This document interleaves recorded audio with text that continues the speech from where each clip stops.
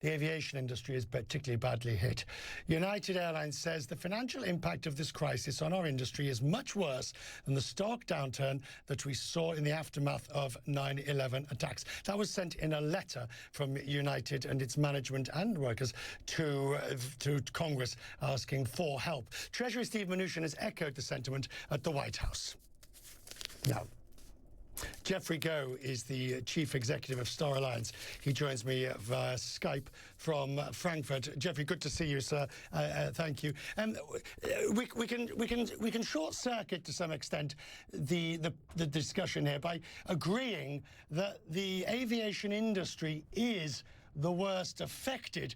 How bad do you think it's going to be from your members?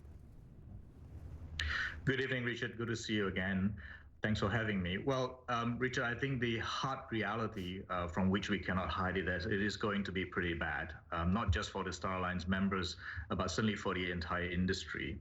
This is the biggest and worst crisis that the industry has witnessed. That is unprecedented. The impact is pretty brutal. Already for our members, we're looking at 15% down in capacity just for March.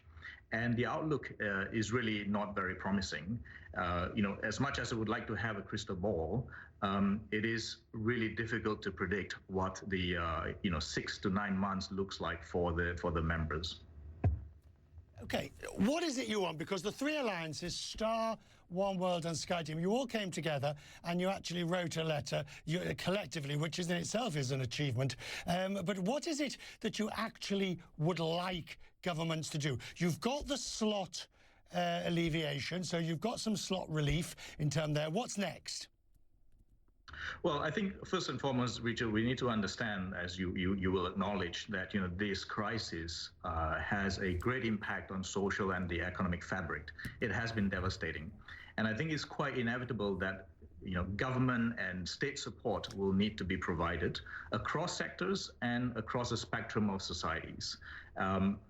Measures such as you say, usage of slots, which some authorities have come forward to provide relief, but there is still a long way to go.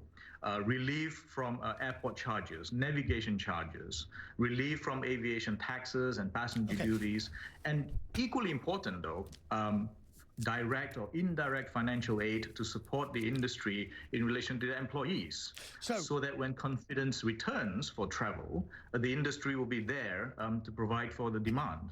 It's a thorny subject, and I realise that the world today is not the world of 2 weeks ago or when this crisis happened. But was it wise for so many airlines to go on share buyback sprees rather than perhaps making greater provision? I accept, sir, that nobody could have made provision for this particular environment, but it does speak to a state of mind.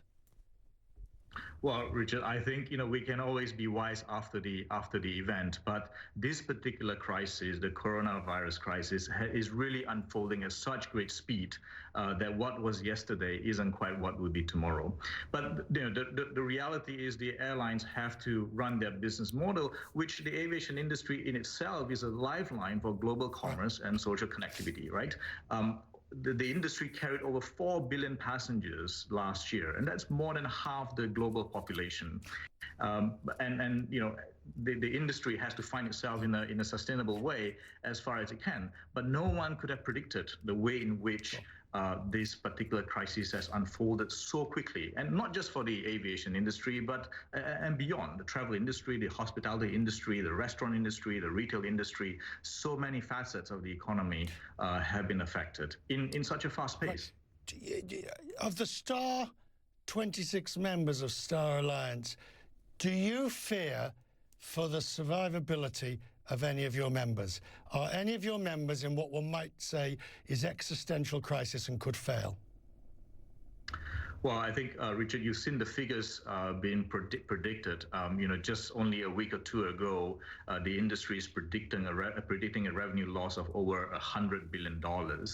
And there's no doubt that the road ahead is going to be very tough, and there will be recovery ability that will be differentiated between airlines within Star Alliance and beyond Star Alliance. Some are going to be better positioned, and some are going to be less better positioned, and there might well be the likelihood that some will not make it through, given the criticality of which this real challenge is for many of the airlines. And it is a serious threat. Sure. One thing I noticed, I mean, let's take the Lufthansa group. Two airlines of that group, Austrian and now today I see Brussels, both grounding the fleet, effectively switching off the lights for the time being.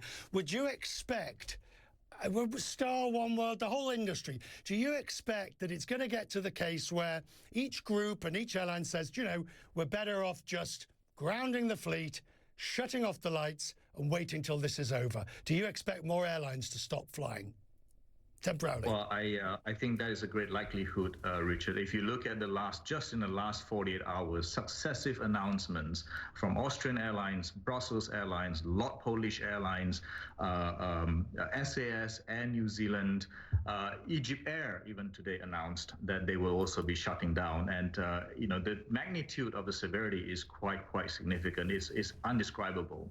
I do expect that if not a complete cessation of operations, a significant amount of operations are going to be reduced for many of our members still to come. Jeffrey, but we're in this together, Richard. I think the industry needs to recognize that we're in this together. Coordination, cooperation, transparency is ultimately the most critical part of this. Airlines, airports, stakeholders, governments, we're in this together, and we should come out of this stronger together at the end of it. Jeffrey, always glad to talk to you, always grateful, and we'll talk more as this continues.